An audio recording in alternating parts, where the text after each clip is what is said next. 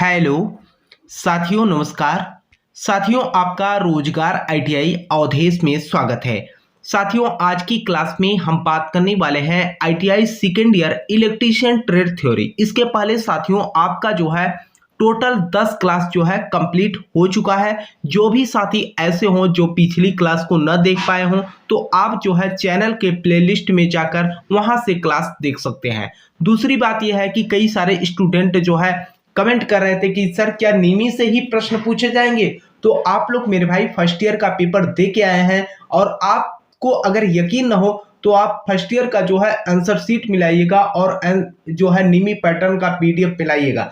आपको पूरे के पूरे प्रश्न जो है नीमी में मिलेंगे।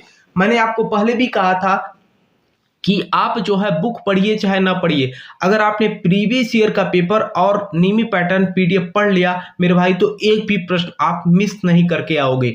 ठीक है, तो आइए साथियों क्लास को स्टार्ट करते हैं। और क्लास को स्टार्ट करने से पहले आप लोगों से एक छोटा सा निवेदन रहेगा कि जो भी साथी चैनल पे पहली बार हो चैनल को सब्सक्राइब कर लेना और अपने मित्र के पास भी जो है क्लास को शेयर कर दीजिएगा ताकि वे भी जो है क्लास से जुड़कर अपनी पढ़ाई कर सके। तो यहाँ पर देखिए जो आपका पहला प्रश्न कह रखा है, देखिए कह रखा है कि ध्वनि रिकॉर्डिंग उपकरणों के लिए हिस्टैरिसीस मोटर उपयुक्त क्यों है। यहाँ पर हिस्टैरिसीस मोटर उपयुक्त क्यों है यह जो है आपसे पूछ रखा है। आकार में छोटा होता है या उच्च दस्ता का होता है, ये शांत प्रचालन करता है। ठीक है, क्या शांत प्रचालन, तो आंसर आपका यहाँ पर क्या सी बन जाएगा। ठीक, आइए अगले प्रश्न पे हम बात करते हैं। देखिए यहाँ पर अगला प्रश्न आपका क्या कर रखा है, कर रखा है कि घरेलू पानी पंपों के लिए कौन सी मोटर पसंद की जाती है। जो आपके घरेलू पानी पंपों में हम इस्तेमाल करते हैं वह कौन सा मोटर है, ये जो है आपसे पूछ रखा है। यूनिवर्सल मोटर या प्रतिकर्षण मोटर या आच्छित पोल मोटर। तो इसमें हम क्या करते हैं, संधारित्र प्रारंभ मोटर का यूज करते हैं। तो आप देखते होंगे उसमें जो है संधारित्र लगा होता है, आपका जो स्टार्टर होता है। ठीक है, तो आंसर आपका यहाँ पर डी बन जाएगा। आइए अगले प्रश्न पे हम बात करते हैं। तो देखिए आपका अगला प्रश्न यहाँ पर क्या कर रखा है, कर रखा है कि किस प्रकार के मोटर में अपेक्षाकृत कम टार्क होता है। किस प्रकार के मोटर में अपेक्षाकृत जो है कम टार्क उत्पन्न होते हैं, ये जो है आपसे पूछ रखा है। तो यहाँ पर कर रखा है कि यूनिवर्सल मोटर में या capacitor start capacitor run motor में। तो यहाँ पर अगर हम बात करें आगे ऑप्शन आपका यहाँ पर क्या कर रखा है, आगे आपसे कर रखा है कि capacitor start induction run motor. तो इसमें जो है हम क्या करते हैं, प्रतिरोध शुरू इंडक्शन रन मोटर का जो है उपयोग करते हैं। तो आंसर आपका यहाँ पर क्या डी बन जाएगा। आइए अगले प्रश्न पे हम बात करते हैं। तो देखिए आपका अगला प्रश्न क्या कर रखा है, देखिए मेरे भाई आप लोगों के लिए इतना मैं मेहनत कर रहा हूं तो जो भी साथी क्लास देख रहे हैं आप लोग जो है क्लास को लाइक करिएगा और साथी जो भी चैनल पे पहली बार हो चैनल को भी सब्सक्राइब करके आप सपोर्ट करिएगा। ठीक है, तो यहाँ पर देखिए अगला प्रश्न आपका यहाँ पर क्या कर रखा है, स्प्लिट कला मोटर में अपकेंद्री स्विच का कार्य क्या होता है। अपकेंद्री स्विच का जो है कार्य क्या होता है ये जो है आपसे पूछ रखा है। यहाँ पर कर रखा है कि अति धारा से जो है बचाता है या निरंतर गति बनाए रखता है। और अगला आपका यहाँ पर क्या कर रखा है, अगला आपसे कह रखा है कि निरंतर गति बनाए रखता है और आगे मोटर को ओवरलोडिंग से जो है बचाता है। तो ये जो है आपका क्या हो जाएगा, आपूर्ति से शुरुआती बाइंडिंग बनाए और तोड़े। आपूर्ति से ही क्या करता है, शुरुआती बाइंडिंग को जो है बनाए रखता है या बीच में जो है यह ब्रेक कर देता है। तो आंसर आपका यहाँ पर क्या डी बन जाएगा। आइए अगले प्रश्न पे बात करते हैं। देखिए आपका अगला प्रश्न यहाँ पर क्या कर रखा है, कह रखा है कि एक आच्छित पोल पंखा मोटर में स्टार्टिंग टार्क का उत्पादन कैसे करें। एक आच्छित पोल पंखा मोटर में स्टार्टिंग टार्क उत्पन्न कैसे करें, ये जो है आपसे पूछ रखा है। तो यहाँ पर हम क्या करते हैं, ध्रुव पर छल्ले का जो है उपयोग करना। क्या ध्रुव पर छल्ले का उपयोग करके हम जो है क्या करते हैं, टार्क उत्पन्न करते हैं। तो आंसर आपका यहाँ पर ए बन जाएगा। आइए अगले प्रश्न पे हम बात करते हैं। और देखिए ये प्रश्न आपकी परीक्षा के लिए बहुत ही इंपॉर्टेंट है मेरे भाई। कह रखा है कि पंखा मोटर स्टार्टिंग में एक अस्थायी संधारित्र का उपयोग करने का कारण क्या है। पंखा मोटर सर्किट में एक अस्थायी संधारित्र का उपयोग करने का कारण क्या है, ये जो है आपसे पूछ रखा है। मेन कारण की अगर हम बात करें तो गति नियमन के लिए या बिजली की कम खपत होती है, टार्क के लिए कला का विभाजन। जी हाँ, आपको भी पता है कि जब हम पंखा को चलाते हैं तो एक फेस होता है, तो उसको हम क्या करते हैं, विभक्त कर देते हैं। ठीक है, तो यहाँ पर टार्क के लिए कला का विभाजन हम करते हैं। तो आंसर आपका यहाँ पर क्या, सी बन जाएगा।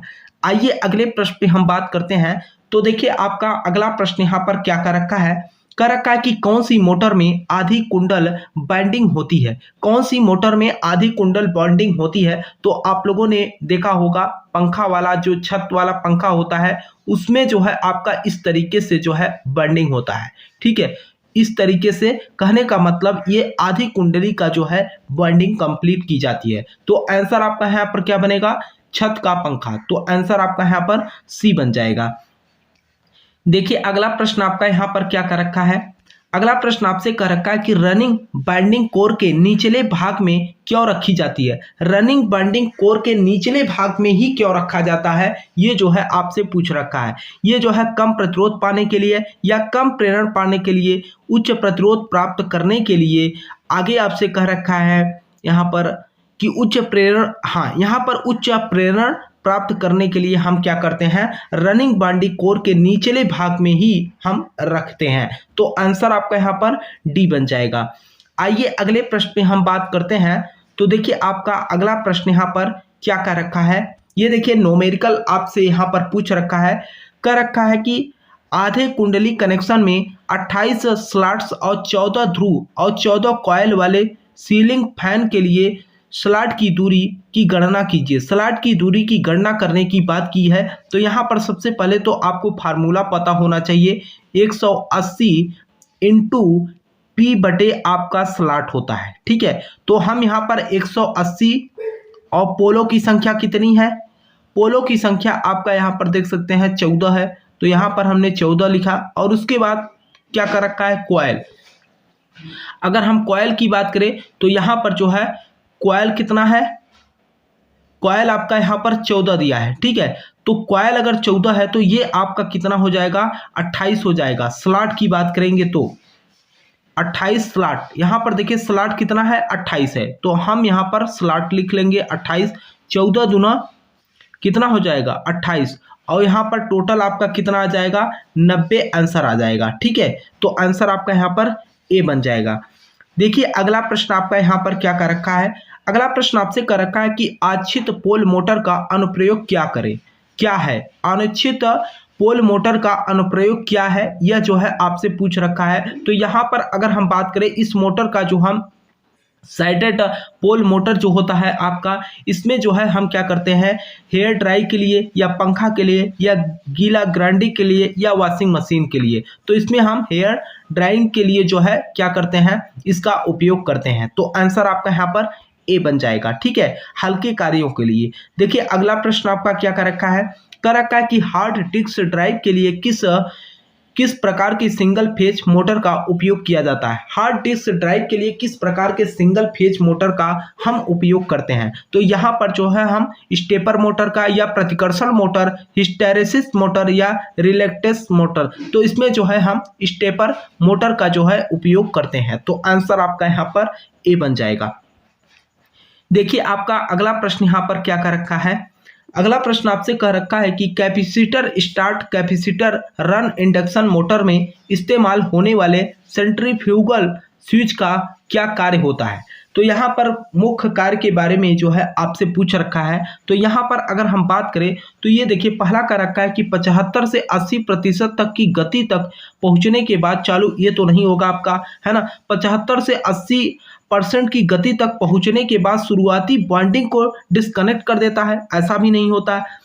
आगे यहाँ पर क्या कर रखा है कि 75 से 80% की गति तक पहुंचने के बाद शुरुआती संधारित्र को डिस्कनेक्ट करता है। जी हाँ, शुरुआती जो संधारित्र कैपेसिटर लगे होते हैं उनको ये क्या करता है, डिस्कनेक्ट कर देता है। तो आंसर आपका यहाँ पर क्या, सी बन जाएगा। आइए अगले प्रश्न पे हम बात करते हैं। देखिए यहाँ पर अगला प्रश्न आपका क्या कर रखा है, कर रखा है कि किस प्रकार की सिंगल फेज मोटर का किसी अन्य प्रकार के सिंगल फेज मोटर की तुलना में बहुत अधिक स्टार्टिंग टार्क उत्पन्न होता होगा, है ना। किस प्रकार के सिंगल फेज मोटर का किसी अन्य प्रकार के सिंगल फेज मोटर की तुलना में अधिक स्टार्टिंग टार्क है, तो किसमें है अधिक स्टार्टिंग टार्क? तो यहाँ पर अगर हम बात करें तो देखिए आपका जो सबसे ज़्यादा अगर हम टार्क की बात करेंगे तो ये आपका यूनिवर्सल मोटर में ही होता है ना। तो आंसर आपका यहाँ पर क्या ए ही बन जाएगा। आइए अगले प्रश्न पे हम बात करते हैं। तो देखिए आपका अगला प्रश्न यहाँ पर क्या कर रखा है कि संधारित्र को एकल कला अस्थायी संधारित्र मोटर में कहाँ जोड़ा जाता है। संधारित्र को एकल कला अस्थायी संधारित्र मोटर में हम कहाँ इसे जोड़ते हैं, ये जो है आपसे पूछ रखा है। तो ये जो है अगर हम पहला ऑप्शन देखें स्टार्टिंग बॉन्डिंग के साथ श्रृंखला में, जी हाँ, स्टार्टिंग बॉन्डिंग के श्रृंखला में जो है हम क्या करते हैं, जोड़ते हैं क्या, कैपेसिटर। तो यहाँ पर जो है हम क्या करते हैं, ये स्टार्टिंग बॉन्डिंग होता है और इसके जो है हम श्रेणी क्रम में ही जोड़ लेते हैं। तो आंसर आपका यहाँ पर क्या ए ही बन जाएगा। ठीक, आइए अगले प्रश्न पे हम बात करते हैं। तो देखिए आपका अगला प्रश्न यहाँ पर क्या कर रखा है। अगले प्रश्न की अगर हम बात करें तो कह रखा है कि टेबल पंखे में किस प्रकार का मोटर उपयोग किया जाता है। वेरी वेरी इंपॉर्टेंट प्रश्न है। कह रखा है कि टेबल पंखे में किस मोटर का उपयोग किया जाता है, किस मोटर का हम यहाँ पर उपयोग करते हैं। तो इसमें जो है यूनिवर्सल मोटर का तो इस्तेमाल ही नहीं होगा, यहाँ पर साइडेड पोल मोटर का इस्तेमाल या भंवर धारा मोटर, इसमें जो है हम किसका उपयोग करते हैं, अस्थायी संधारित्र मोटर का यूज करते हैं। तो आंसर आपका यहाँ पर क्या डी बन जाएगा। आइए अगले प्रश्न पे बात किया जाए और मैं आप लोगों से कहना चाहूंगा मेरे भाई क्लास को थोड़ा आप लोग शेयर भी करते रहिए, ठीक है। यहाँ पर देखिए क्या कर रखा है कि एक एकल कला मोटर रीवाइंडिंग में कुंडल समूह कनेक्शन गलत तरीके से जुड़ा हुआ है तो क्या प्रभाव पड़ेगा।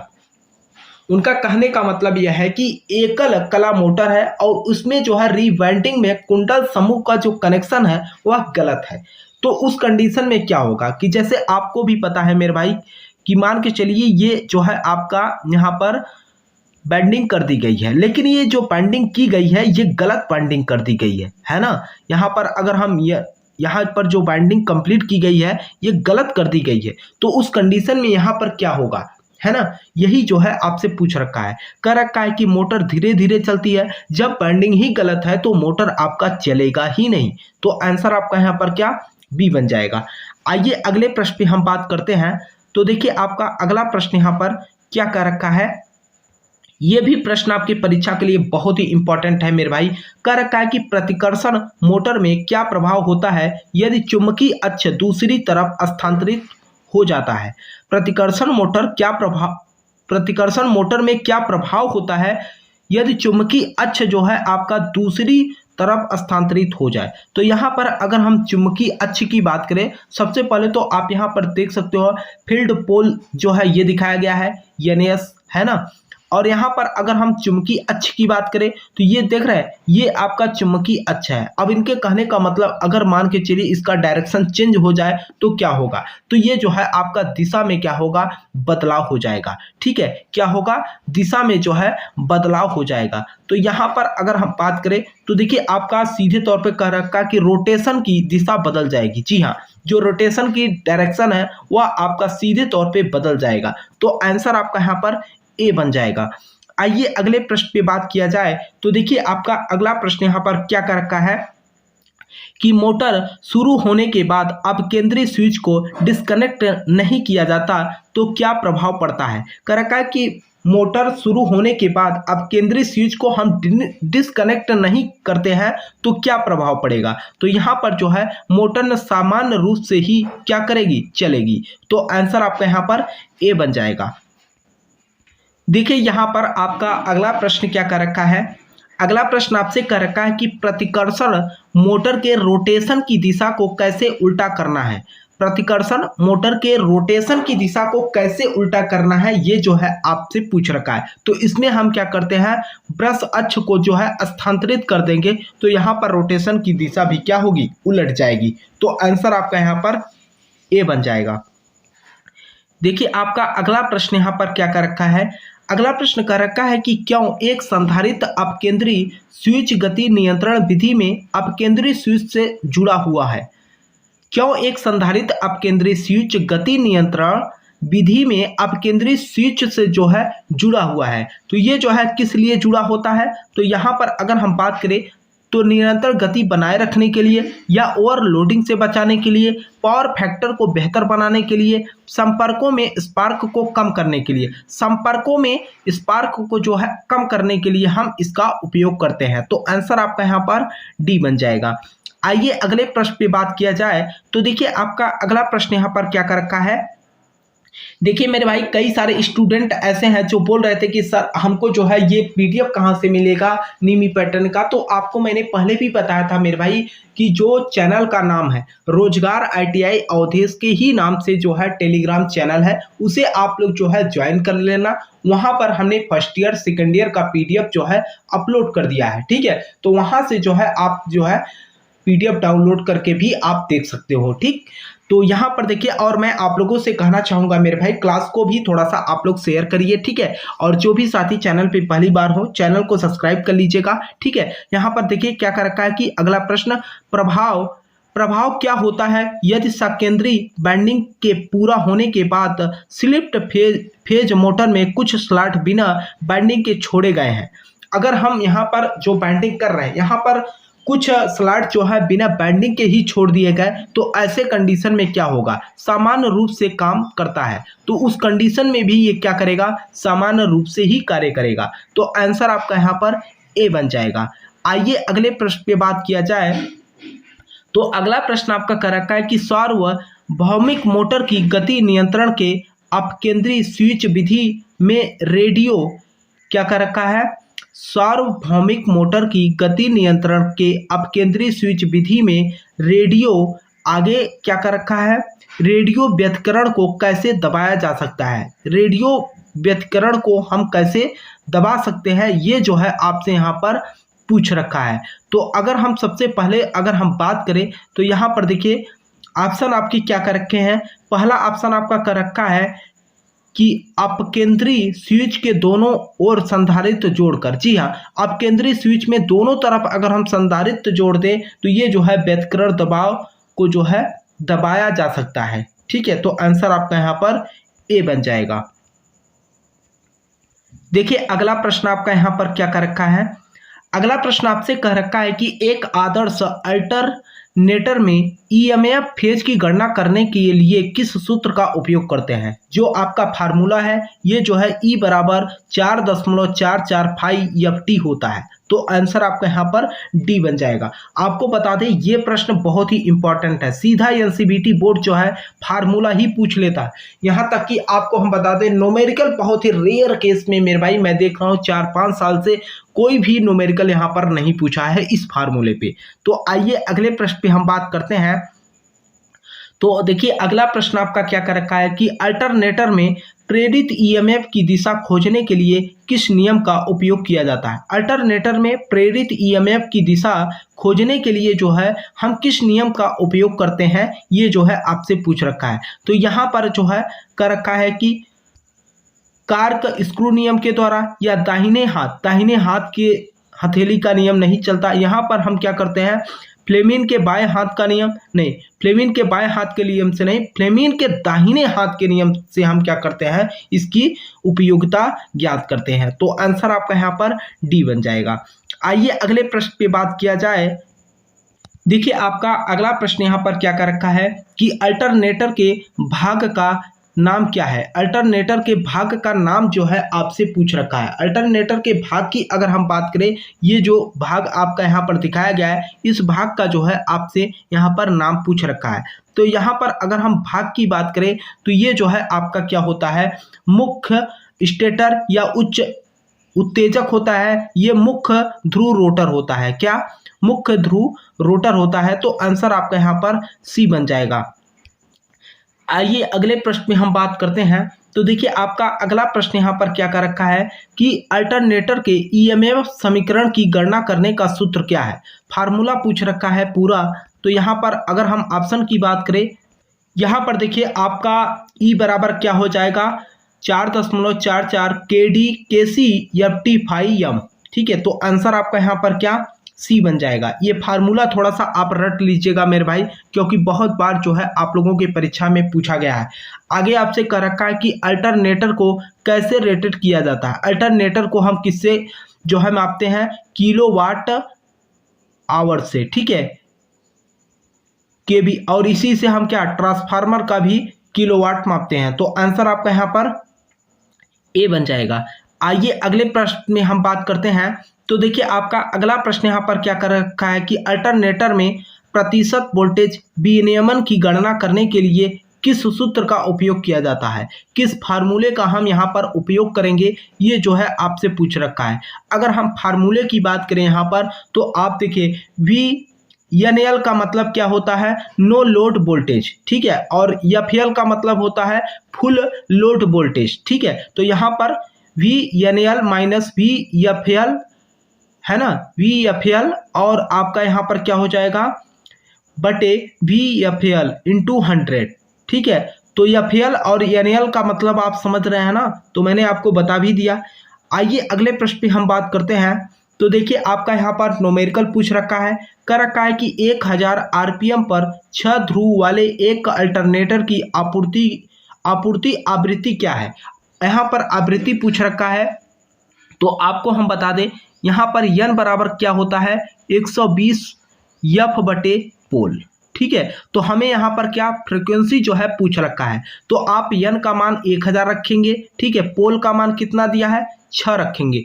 तो यहाँ पर हम कह सकते हैं 1000, ठीक है, 1000 इंटू, अगर हम पोल की बात करें 6 है, और नीचे हम क्या 120 से भाग कर देंगे, तो हमारा क्या निकल आएगा, F निकल आएगा। इतना तो आप हल ही कर सकते हो मेरे भाई, ठीक है।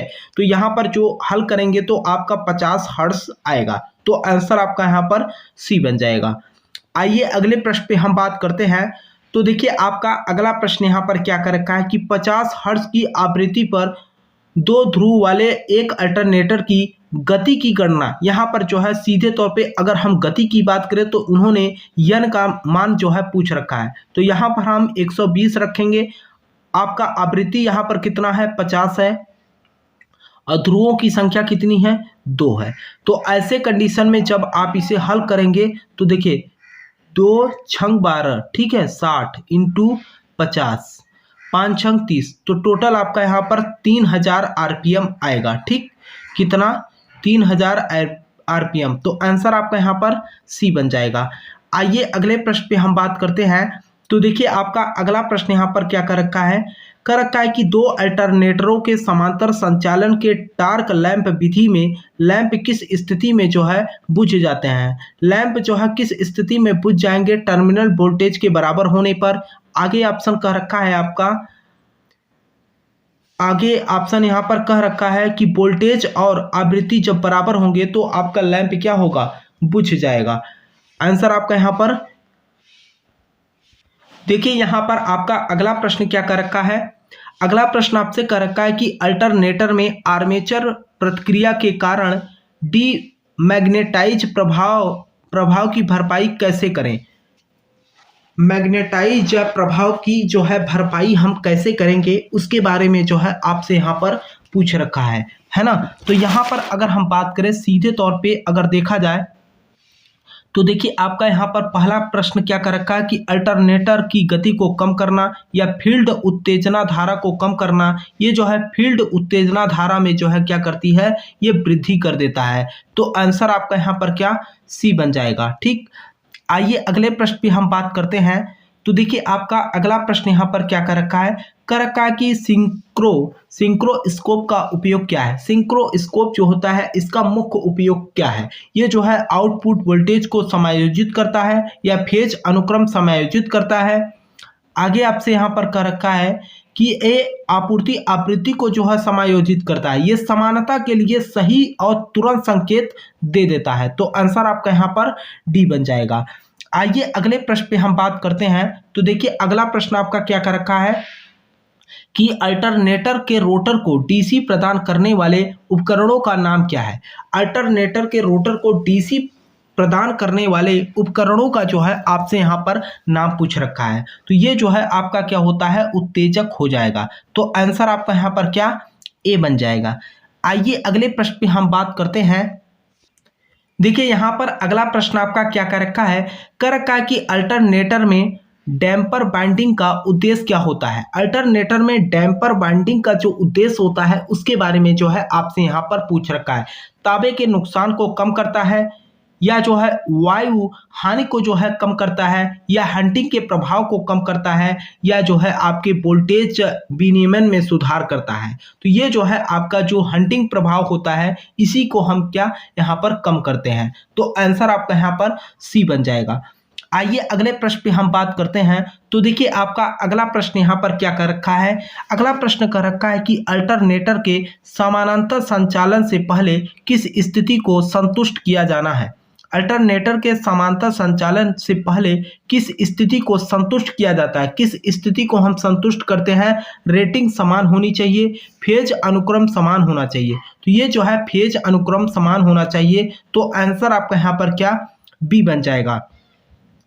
आइए अगले प्रश्न पे हम बात करते हैं। तो देखिए आपका अगला प्रश्न यहाँ पर क्या कर रखा है, अगला प्रश्न आपका न्यूमेरिकल पूछ रखा है कि 4 पोल वाले रेटेड वोल्टेज पर 50 हर्ट्ज की आपूर्ति आवृत्ति के साथ जुड़े एक अल्टरनेटर की गति पूछ रखा है। अगर हम अल्टरनेटर की गति की बात करें तो n बराबर आपका फार्मूला होता है 120 इंटू एफ बटे कितना पोल। ठीक है, तो यहाँ पर पोलों की संख्या कितनी है, 4 है, और 50 हर्ट्ज यहाँ पर रखिएगा, हल कर दीजिएगा। ठीक है, तो यहाँ पर आपका जो है आंसर आ जाएगा। ठीक, तो ये जो आप हल कर लेंगे तो आपका जो आंसर आएगा टोटल 1500 आएगा। देखिए यहाँ पर हमने फार्मूला आपको बता दिया मेरे भाई, अब इतना तो आप कर ही सकते हो। तो आंसर आपका यहाँ पर बी बन जाएगा। आइए अगले प्रश्न की बात करते हैं। तो देखिए आपका अगला प्रश्न यहाँ पर क्या कर रखा है कि 2 अल्टरनेटरों के समांतर होने के दौरान 2 लैंप किस हालत में जलते हैं और एक लैंप बुझ जाता है। टर्मिनल वोल्टेज बराबर है, या वोल्टेज जो है आपका वोल्टेज और फ्रीक्वेंसी जब बराबर होंगे तब ये कंडीशन होगा। तो आंसर आपका यहाँ पर बी बन जाएगा। आइए अगले प्रश्न पे हम बात करते हैं। तो देखिए आपका अगला प्रश्न यहाँ पर क्या कर रखा है, अगला प्रश्न आपसे यहाँ पर कह रखा है कि यदि भार बढ़ता है तो अल्टरनेटर का टर्मिनल वोल्टेज कम हो जाता है। यदि भार बढ़ता है तो अल्टरनेटर का टर्मिनल वोल्टेज जो है कम क्यों हो जाता है। तो ये जो है कम होने का मेन उद्देश्य क्या होता है, क्षेत्र प्रतिरोध के कारण, या आर्मेचर प्रतिक्रिया के कारण, या प्रेरक प्रतिक्रिया के कारण, या आर्मेचर प्रतिरोध के कारण। तो ये जो है आपका क्या हो जाएगा, आर्मेचर प्रतिरोध के कारण क्या होता है, वोल्टेज कम हो जाता है। तो आंसर आपका यहाँ पर डी बन जाएगा। आइए अगले प्रश्न पे हम बात करते हैं। तो देखिए आपका अगला प्रश्न यहाँ पर क्या कर रखा है, कर रखा है कि एसी जनरेटर में टेम्पर बाइंडिंग का उपयोग करने का उद्देश्य क्या है। एसी जनरेटर में टेम्पर बाइंडिंग का उपयोग करने का उद्देश्य क्या है, उसके बारे में जो है आपसे यहाँ पर पूछ रखा है। तो ये जो है हीटिंग को क्या करता है, रोकने के लिए हम इसका उपयोग करते हैं। आगे भी ऑप्शन आपका दे रखा है, किताबे के नुकसान को कम करता है, या नुकसान को कम करता है, या हंटिंग प्रभाव को जो है यहाँ पर रोकता है। तो ये जो है हंटिंग को जो है रोकता है। तो आंसर आपका यहाँ पर क्या बनेगा, ए बन जाएगा। देखिए आपका अगला प्रश्न यहाँ पर क्या कर रखा, और ये प्रश्न वेरी वेरी इंपॉर्टेंट है आपके सीबीटी परीक्षा के लिए। कर रखा है कि अल्टरनेटर का प्रकार क्या है। जो अल्टरनेटर यहाँ पर आपको दिखाया गया है इसका जो है प्रकार क्या है, या इसका नाम क्या है। तो यहाँ पर अगर हम बात करें तो ये जो है ब्रश रहित अल्टरनेटर है। क्या, ब्रश रहित अल्टरनेटर है। तो आंसर आपका यहाँ पर ए ही बन जाएगा। आइए अगले अब आपको हम बता दें, चित्र से रिलेटेड आपके हर चाहे कोई भी ट्रेड हो सभी में जो है 8 से 10 प्रश्न जो है सीधे आपसे चित्र वाले प्रश्न पूछे जाते हैं। देखिए अगला प्रश्न आपसे यहाँ पर क्या कर रखा है कि 2 पोल 50 हर्ट्ज अल्टरनेटर के आरपीएस में गति की गणना, आरपीएस में जो है गति की गणना की बात की गई है। तो सबसे पहले तो आप फार्मूला रखिएगा, एन बराबर आपको 120 एफ बटे पी। ठीक है, इसके द्वारा जो है आपको यन का मान निकाल लेना है। ठीक है, आप हमारी बात को समझिएगा, 120 इंटू एफ बटे पी, इस फार्मूले को रखकर आपको यन ज्ञात कर लेना है। जब आप यन ज्ञात कर लेंगे तो स्मॉल यन बराबर आपका क्या हो जाएगा, कैपिटल यन बटे 60। जो आपका यहाँ पर n का मान आएगा उसे आप रख कर यहाँ 60 से भाग दे देंगे तो जो मान आएगा आपका वही आंसर हो जाएगा। इसे जब आप हल करेंगे तो आपका जो है 50 आरपीएस तक आएगा। ठीक, तो आंसर आपका यहाँ पर ए बनेगा। देखिए इतना आप लोग हल कर लीजिएगा। ठीक, आइए अगले प्रश्न पे हम बात करते हैं। तो देखिए आपका अगला प्रश्न यहाँ पर क्या कर रखा है कि घूर्णन क्षेत्र प्रकार अल्टरनेटर का उपयोग करने का क्या फायदा, उपयोग करने का यहाँ पर क्या फायदा है, ये जो है आपसे पूछ रखा है। तो यहाँ पर अगर हम बात करें तो क्या फायदा है, क्षेत्र में दोष का पता लगाना आसान होता है, या अल्टरनेटर के साथ जो है कनेक्ट करना आसान होता है। आगे का रखा है कि दौड़ने के दौरान गर्मी को फैलाना आसान है। 2 स्लिप रिंगों की आवश्यकता होती है चाहे फेज की संख्या कितनी भी हो। जी हाँ, 2 स्लिप रिंगों की आवश्यकता तो पड़ेगी ही पड़ेगी, चाहे फेजों की संख्या चाहे जितनी हो। तो आंसर आपका यहाँ पर डी बन जाएगा। आइए अगले प्रश्न पे हम बात करते हैं। तो देखिए आपका अगला प्रश्न यहाँ पर क्या कर रखा है कि अल्टरनेटर में फील्ड उत्तेजना धारा को बढ़ाने से क्या प्रभाव पड़ता है। अल्टरनेटर में फील्ड उत्तेजना धारा को बढ़ाने से क्या प्रभाव पड़ता है, ये जो है आपसे पूछ रखा है। तो यहाँ पर विचलन को जो है रोकने का कार्य करता है। तो आंसर आपका यहाँ पर ए बन जाएगा। आइए अगले प्रश्न पे हम बात करते हैं। तो अगला प्रश्न आपका यहाँ पर देखिए, यहाँ पर अगला प्रश्न आपसे कर रखा है कि अल्टरनेटर में हंटिंग प्रभाव का कारण क्या होता है। अल्टरनेटर में हंटिंग के प्रभाव का कारण क्या है, ये जो है आपसे पूछ रखा है। अगर हम कारण की बात करें तो ये अधिक भार के कारण, या बिना लोड के जो है चल रहा है, गति के उतार चढ़ाव के साथ चल रहा है, ये जो है लोड में निरंतर उतार चढ़ाव के कारण, के कारण। तो आंसर आपका यहाँ पर क्या, डी बन जाएगा। ठीक है, तो ये रहा साथियों आज की क्लास। मुझे उम्मीद है कि आपको जो है क्लास समझ में आई होगी। अगर आपको किसी भी प्रकार का कोई समस्या हो किसी भी प्रश्न को लेकर, तो आप नीचे कमेंट बॉक्स में भी कमेंट कर सकते हो। और साथ में मैं आप लोगों से बोलना चाहूँगा, जो चैनल का व्हाट्सएप नंबर है आप उस पर भी मैसेज कर सकते हो। दूसरी बात यह है मेरे भाई कि देखिए आप लोगों के लिए मैं इतना मेहनत कर रहा हूं, तो कम से कम आप लोग जो है, जो भी साथी चैनल पे पहली बार हो, चैनल को सब्सक्राइब कर लीजिएगा और अपने मित्र के पास भी जो है क्लास को शेयर कर देना, ताकि वे भी जो है क्लास से जुड़कर अपनी पढ़ाई कर सके। और टेलीग्राम चैनल भी है मेरे भाई, वहां पर आपको पीडीएफ मिल जाएगी रोजगार आईटीआई अवधेश के नाम से, तो आप लोग उसे भी ज्वाइन कर लेना, ताकि आगे आपको आईटीआई से रिलेटेड हर अपडेट की जानकारी आप तक पहुंच सके। तब तक के लिए साथियों आपसे हम मिलते हैं नेक्स्ट क्लास में। तब तक के लिए जय हिंद, जय भारत।